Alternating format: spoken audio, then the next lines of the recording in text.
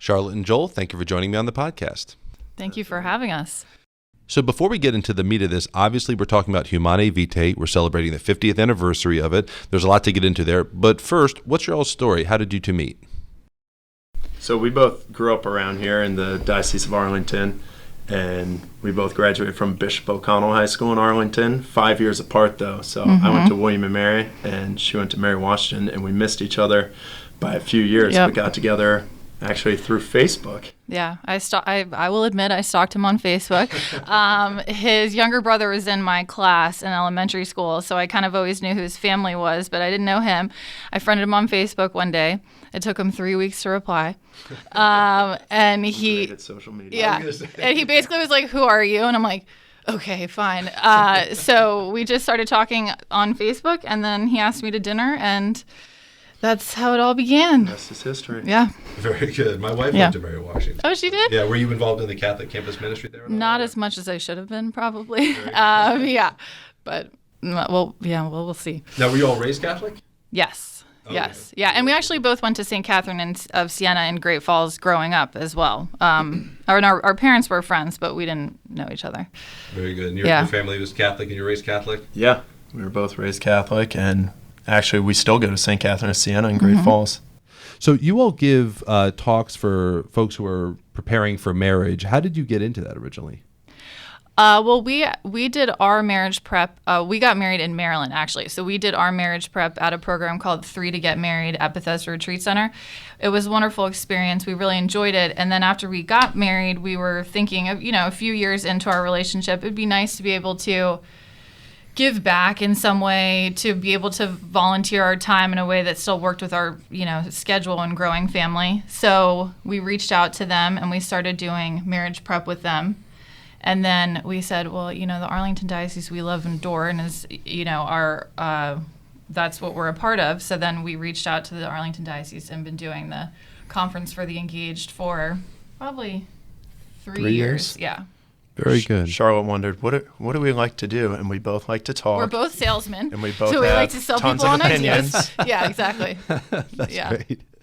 So while we're celebrating this 50th anniversary, Joel, just for people who are listening that might not be real familiar with Humanae Vitae, could you give just like a brief overview of what it is and what was taught within it? Sure. So in the late 1960s, Pope Pius VI put out this encyclical that actually, after rereading it, I myself had some conceptions when I read it the first time, and rereading it, it's just this beautiful encyclical that actually wasn't coming up with a lot of new information. A lot of it was echoing things that previous popes had written about the sanctity of marriage and how important the love between husband and wife is, and how important children are to the family, and how that all works together. And I think it can get sort of a bad rap because of how contraception is woven in and the dangers of contraception and how important it is for couples to be open to life. But really, reading it the second time, it struck me how beautiful it is and how much it really does celebrate marriage, man, woman, and the conjugal act as both unitive and procreative. It really struck me in a positive light reading it again. Charlotte, what was your first impression when you read it? That I probably needed to read it again.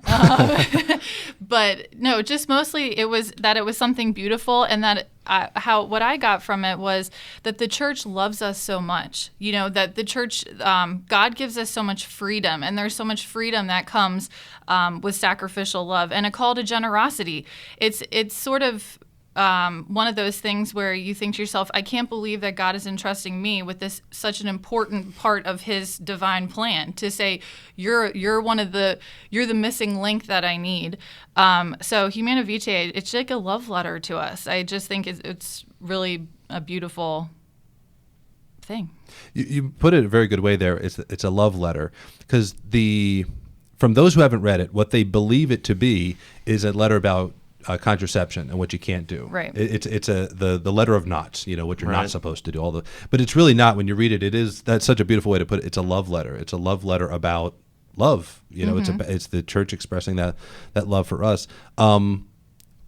On the topic of contraception, though, some couples really struggle with it, especially, kids are hard, so they start to think, wow, this is a challenge. How do we want to regulate this? And the Humanae Vitae really beautifully explains how we should be thinking about children. Did you all ever have disagreements about anything that's in there, whether it's about contraception or otherwise, or was that always something you were on the same track with? It's a good question. Not so much disagreements, but I remember having these conversations when we were engaged.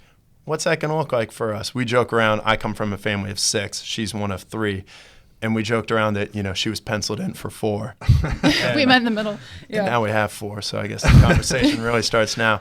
But getting married and having these conversations, talking through some of these ideas that seem a little abstract when you're just dating and now engaged, is that you don't necessarily know what that's going to look like in a few months, in a year, 2 years, and kind of fleshing out some of the nuts and bolts. How are we going to handle this?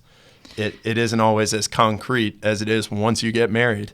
Yeah, I joke that, it's hard to be thinking about your future self's generosity, especially before you get married, that I'm going to be so generous. I'm going to have 10 kids and I'm going to be like this amazing human who goes right to heaven. So it felt a little abstract at the time. And certainly for us, that our story is that, we knew that we were going to practice natural family planning. We knew that contraception wasn't going to be a part of our marriage. However, did we know that I was going to get pregnant on our honeymoon and have a baby born 9 months and 1 day after we got married? No. So our call to generosity came a little bit quicker than we had anticipated, but of course we wouldn't have it any other way. And we knew what NFP was. I wouldn't say we knew, like I said, all the details. We didn't take the class until the baby came. We were at this class with a bunch of engaged couples, and we're the couple in the back with a 6-month-old on stay in school kids. This is for real. Playing for keeps here. Yeah, but it's true. it was good information nonetheless. Yeah. So being in the position of being a teacher of this stuff now. So you talk to what are some of the concerns a lot of engaged couples have? Because, and actually before that question is, are they having that conversation? The conversation you said you had, I don't know that most are, but I could be wrong. Are they having that conversation? Not everyone does, and you'd be surprised the questions we get. And we really, it's such a personal conversation to have, and we love to have it couple to couple. When couples pull us aside, it's great. We mentor a few couples.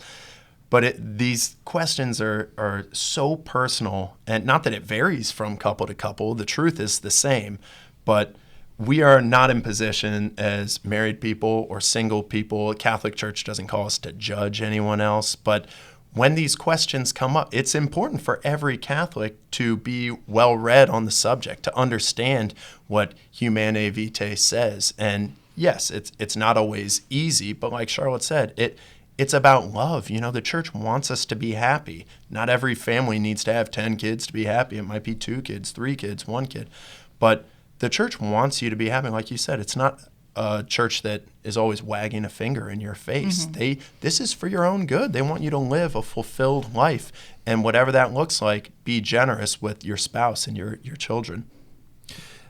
What are the big questions that a lot of engaged couples, so when you get pulled aside at these seminars, what are some of them the PG questions? Yeah, some of them are R-rated. The ones that you can tell us for a family-friendly audience. Yeah. I think, how hard is it? And let's say you did just have a kid, and what's it look like during the fertile periods when you're called to abstinence, and how hard is it? And we'd be lying if we said it's always rainbows and sunshine. Right. But we also don't want to talk about how hard. It's not hard all the time. Sometimes it's great. But there are some times where it can be difficult, and you do need to have a conversation. It's been a few years since we had kids, and it's something you want to revisit and talk about and take to your prayer. But I don't know, what other questions would you say? Most of them are R-rated, I have to be honest. But we did just get recently asked, someone said, is it true your love isn't divided the more kids you have? Yeah.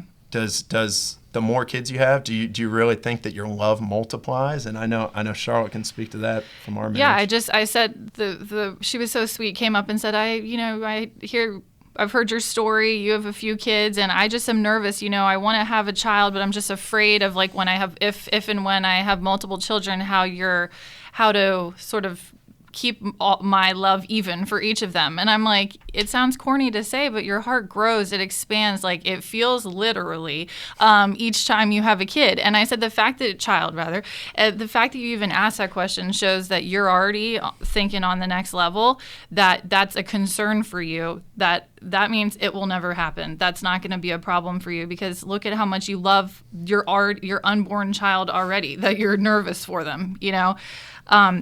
Another guy came up, asked something crazy, which I will not tell you, but I told him, I said, you know, you get grace from sacrifice. You get graces from the hard stuff. You know, this is in terms of like sacrifice. I know on the grand scale of sacrifice, it's like not, maybe comparatively speaking, isn't that big a deal. But, you know, abstaining when you're married during these fertile times, knowing that, you know, having a child right now is not what's best for your family. I'm like, God sees that grace, and he gives you a little grace token in your relationship for you to be able to handle that. You know, you're not given something that you can't handle. And I think that that's what people feel nervous about. I'm like, you know, trust yourself more. We live in this world where we're like gluten-free. We're like, you know, treating our bodies so well. We go to yoga, we go to Whole Foods, and we really, all of a sudden we figure out we have a gluten intolerance, so we change our whole diet. Like, you're pretty awesome. If you can do all that, trust me, you can do this. You know, give yourself more credit that you can actually participate actively and successfully in natural family planning. That's such a good point. Yeah. That's such a good point. That we could figure this out. You think about all the other complex things we navigate. Do so many crazy, weird things. And then it's like, why not add one more? And there is a tendency to kind of focus on the negative, or what's the least I can do to get by? You know, this minimum. I'm a teacher with 9th and 10th graders. It's like, sir, what is the absolute minimum I need to do to get an A? You don't want to take that approach to your marriage. You know, you want to be giving yourself completely in more ways than what you really are, making a gift of yourself, a full gift of yourself, which is sometimes hard to realize until you're actually in it. Yeah. One thing that I experienced when we went through our marriage prep class and all that was the section on NFP was just graphic, like scientific, biological content. And it was not helpful as that being the first step. It wasn't explained that you all were explaining it. When you first introduce someone to, whether it's a couple you're mentoring, whoever, to natural family planning and these kinds of things, what is it that you say to them, or what do you talk to them about first? I mean, I just come out and tell them, listen, I'm just going to give you the 90-second snapshot. You know, at these talks, we usually have 30 or 45 minutes. And I just say, my hope for you is that I want you to leave this conversation saying you learned something new and that you would like to go take a natural family planning class. Because I tell them, don't make your decision based on assumption or laziness. You got to make your decision based on fact. And in order to make a well-rounded decision, you have to take a natural family planning class just to know, just as the first step. It's funny you say that too, because we are not a couple that could even teach the biology behind it. We kind of give, like Charlotte said, a snapshot behind it. But another couple who gives talks said the same thing as you. They said, we even took the class, and I don't think one time during, you know, the 5 weeks they took the class, they mentioned the why behind it. And it's like, if you don't know the why, if you don't know the Humanae Vitae, if you will, if you don't understand God's master plan, and it kind of goes back to Genesis. You know, God made us man, made us woman, and said every time you get together, every time you engender new life, which is your mission, I want more souls in heaven. Every time you get together in this very important way, I'm going to create a soul in there. And it's like, if you don't think about how awesome that is, how God cared enough to make us part of the plan, it's like, how effective is it compared to, you know, the birth control pill? It's like we're comparing, you know, like they might as well be fantasy football numbers. Like, well, is this really better than that, or could I do this? You're looking at it the wrong way. Yeah, it trivializes it. Totally. It just kind of whittles it down to far less than it actually is. How has teaching this impacted your marriage? So obviously NFP itself and Humanae Vitae and the teachings of it have had a positive impact on you all. What has the teaching of it, though, done for you all? It's been really good for us. We always say that just having these conversations, getting ready to give a talk has done a lot for our marriage. And like I said, we weren't that familiar with it. We were not experts. We're still not experts. But we really had to get familiar with it in order to give people an idea of what goes into it. But I think it's been great. You grow in intimacy. I think there's a romance behind it. These are all, you know, additional reasons to to think about it, but you get to know your spouse on such an intimate level, and you grow in respect for your spouse, but also the human body. The female body is such an incredible thing. You learn how precise it is, not just at making babies, but also the fertile times, the infertile times. It's almost like clockwork, and it's really incredible.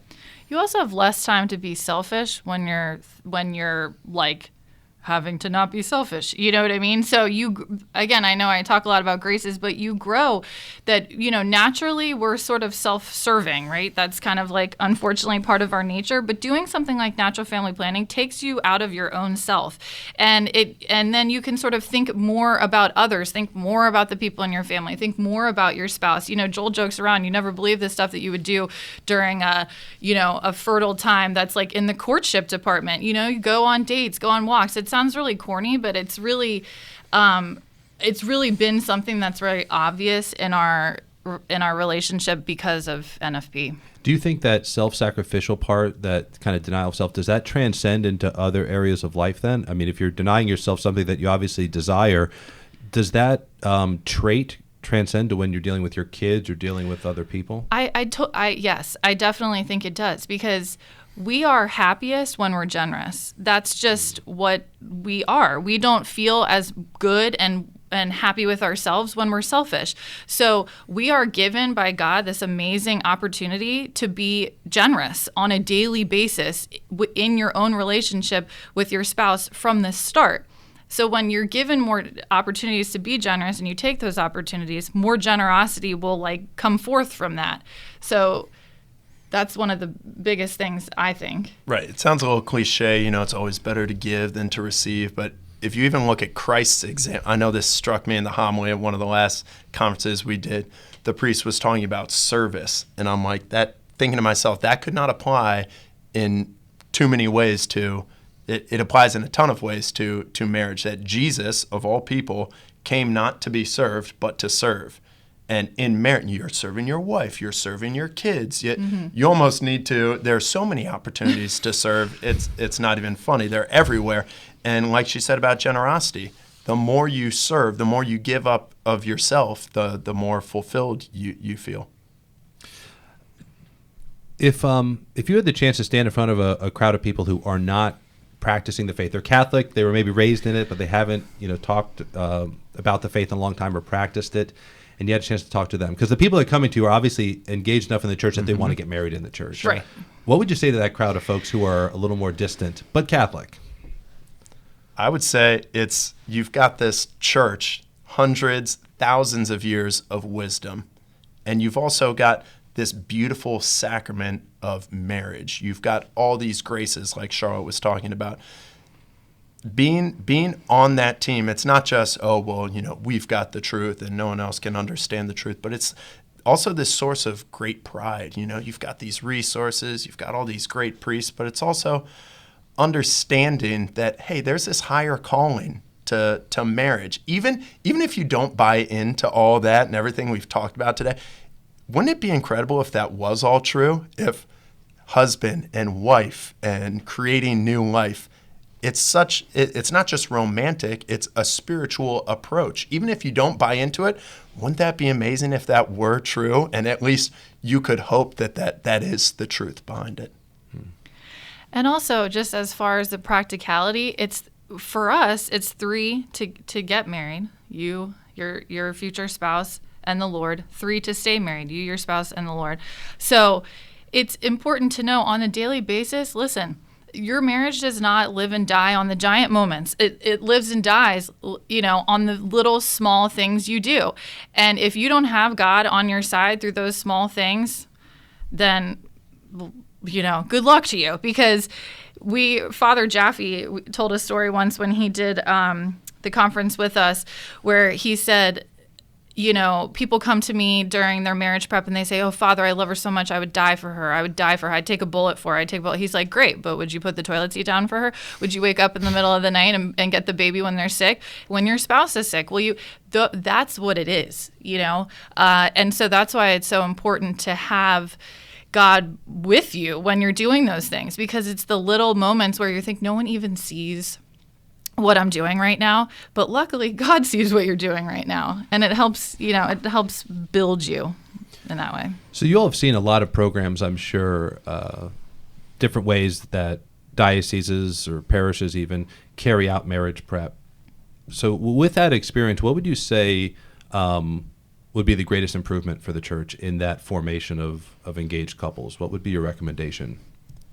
I think they do a great job of making it very personal.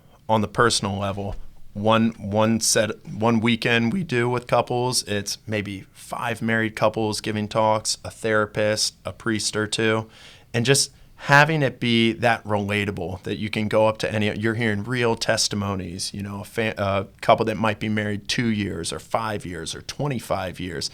It's so personal, and none of this would be worthwhile if we didn't care about the couples. It's a volunteer army. We're up there talking to them because we have their best interests at heart. We're praying for them, and we ask that they pray for us. But it really is incredible how much the couples do care about the people they're talking to. It's not just, we think you should do this, and you'd be making a mistake if you didn't do this. But we found this to be true in our marriage, and we've had these experiences that we're trying to share with them. Yeah, and with both dioceses we've worked with, they do a good job of finding couples who are relatable. We say it's not what you say, it's how you make them feel. So I think that through stories that couples tell, anything that if you have couples who are storytellers, I know that Joel and I have a story about the dishwasher and how we've gotten in very huge arguments based on the dishwasher and how people load it versus not loading it. Joel, I had to seek advice from a priest. I'm like, you should see the way she loads this thing. Yeah. It's not right.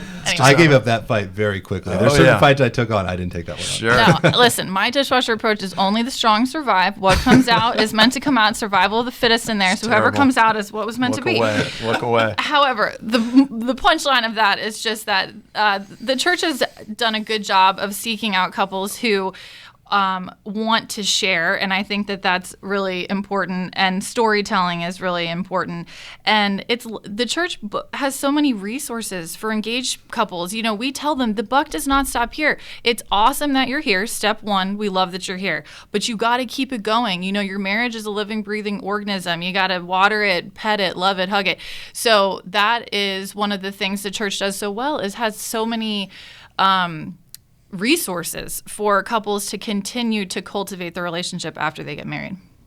Very good. Any final thoughts for folks who are listening?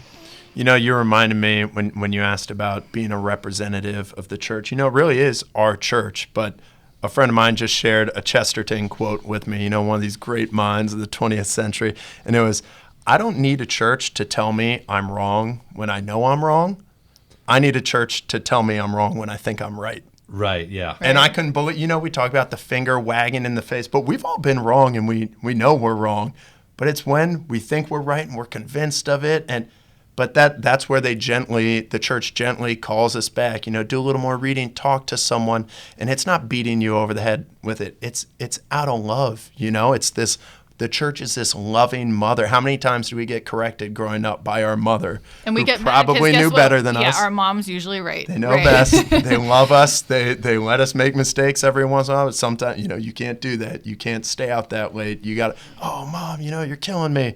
But she's right. And it's because she loves you and wants what's best for you. Very good. Joel, Charlotte, thank you so much for being on the podcast and for all this time. And thank you for the ministry that you do. Thank you for all the time that you give up. Thank you. Sure thing. Thank you for having us. God bless.